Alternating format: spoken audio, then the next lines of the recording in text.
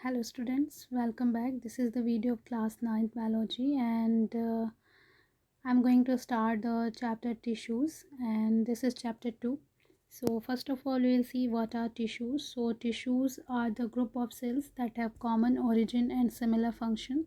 That group of cells are called tissues. In multicellular organisms, when there are more than one cells, when there are many cells, millions of cells, then the division of liver takes place, and so many cells that are similar in origin and structure, they group together and they make another structure that is called tissues. And they all the cells in the tissues work together and perform a similar functions. And here we will talk about the plant tissue for at first. And plant tissues, on the basis of the dividing capacity, plant tissues are of two types. As you know, the plants grow throughout their life, so they need growth. There are different type of structures grow in their body for the lifetime.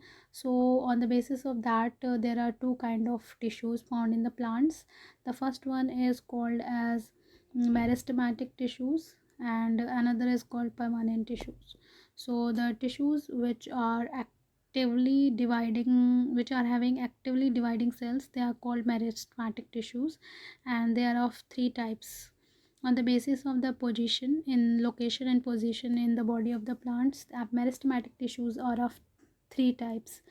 What are these three types? The first one is apical meristem, second one is intercalary meristem, and third is lateral meristem.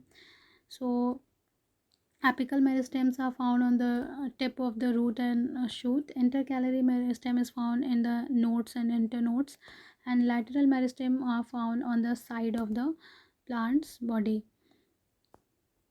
Now, apical meristem present at the growing tip of stems and roots, and the important function is to increase the length of stem and roots.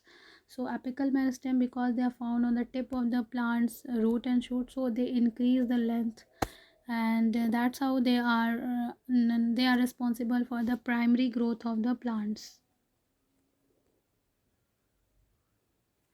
They are responsible for the primary growth of the plants, because primary growth means the increase in the length.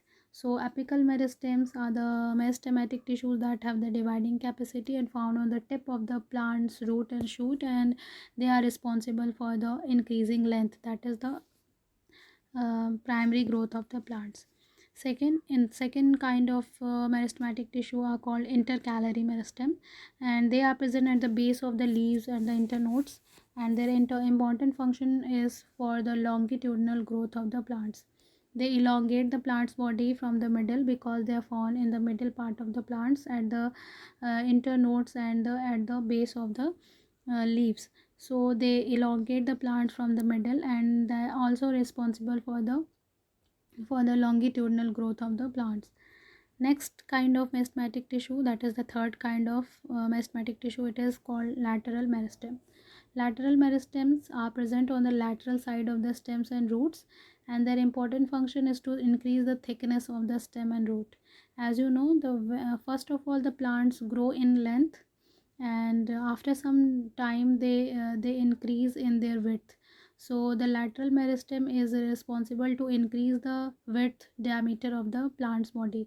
So it is found at the lateral side and increase the width and diameter of the plant's root and stem. So this kind of growth is called as secondary growth. When the plants grow in the width, in the diameter, that growth is called secondary growth, and it is followed by the primary growth. So, and you have to keep this in your mind, that lateral meristem is responsible for the secondary growth, and apical meristem is responsible for the primary growth in the plants. Now we'll talk about the permanent tissues. So another kind of tissues found in the plant's body, they are permanent tissues, and permanent tissues are formed from the meristematic tissues, and the cells in the tissues lose the ability to divide, and that's why they are called permanent. Permanent tissue are firstly the meristematic tissue, and when they lose the dividing capacity, they become permanent. And now the permanent tissue are divided into two categories. simple permanent tissue, and complex permanent tissue. So here we will study about the simple permanent tissue first, and the simple permanent tissue are the tissue that consist of only one type of cells.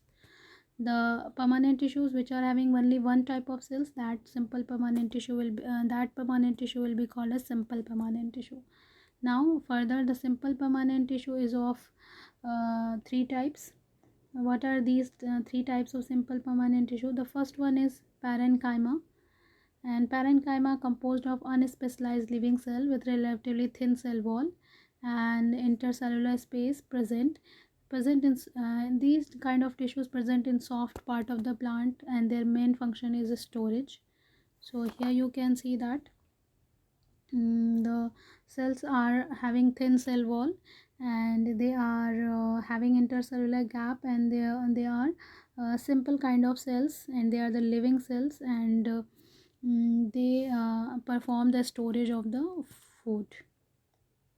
Now the next second type of tissues, a simple permanent tissue, is of collenchyma, and collenchyma is composed of living and elongated cells which with cell wall irregularly thickened at the corner, no intercellular space, and its function is to provide mechanical support elasticity to the plant. It helps in bending of leaves and stems. So collenchymatic tissues, in this kind of tissue, the cells are having thick cell wall comparatively to the parenchyma, and their cell wall is having irregularity due to the thickening of the due to the irregular thickening, and this irregular thickening is due to the deposition of cellulose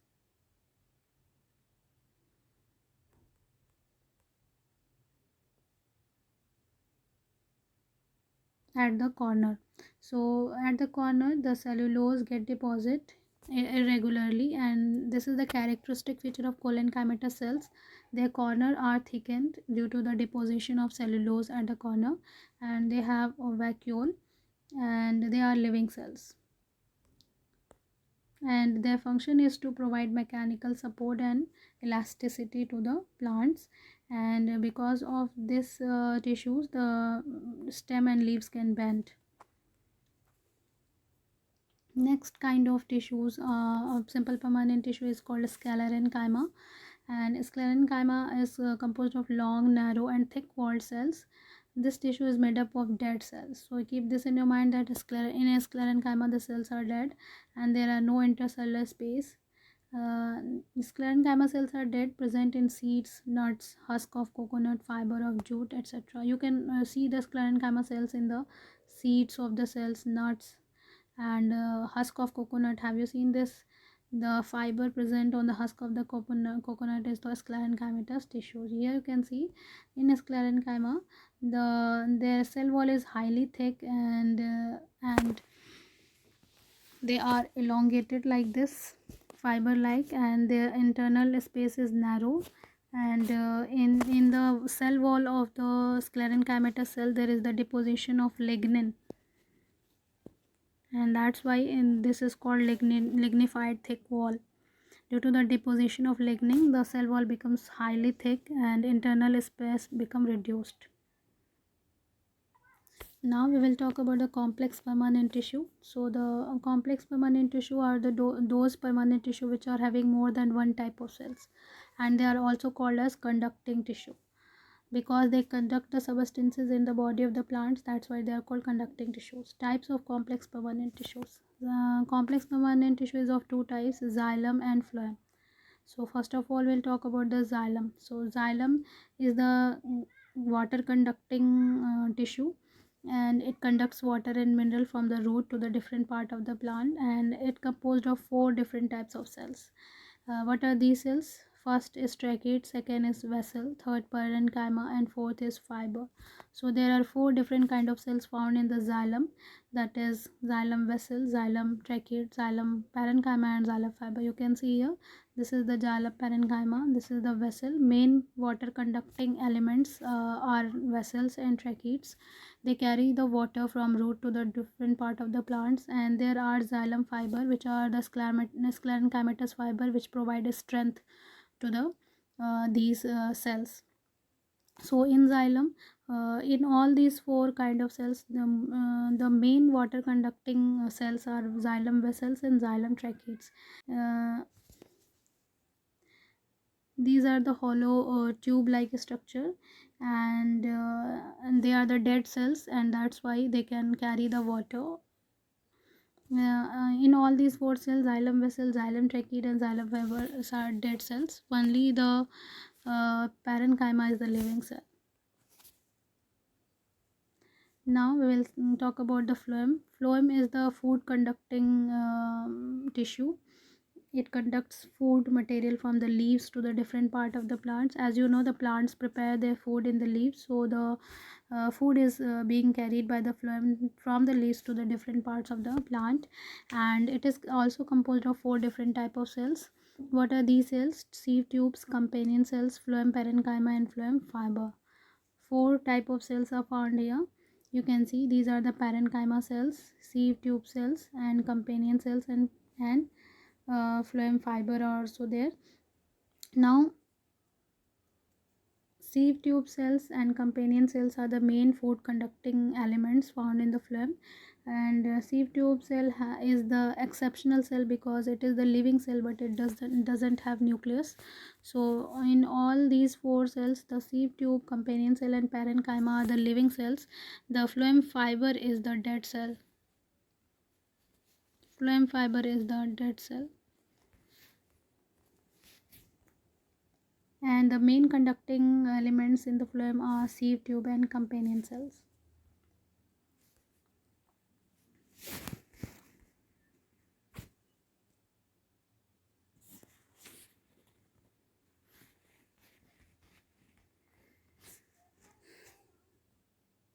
So here we will summarize the plant tissues. In plant tissues, there are mainly two type of tissues: meristematic and permanent tissue. Then after meristematic tissue are the tissues that are responsible for the growth of the plants, and they have the dividing capacity. On the basis of location, they are of three types: apical meristem, intercalary, and lateral.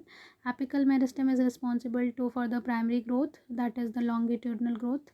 Lateral meristem is responsible for the secondary growth, that is the growth in diameter, thickness.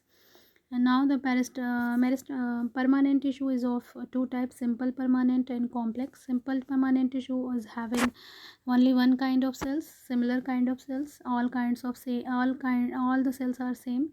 And complex permanent tissue is the tissue which is having more than one type of cells.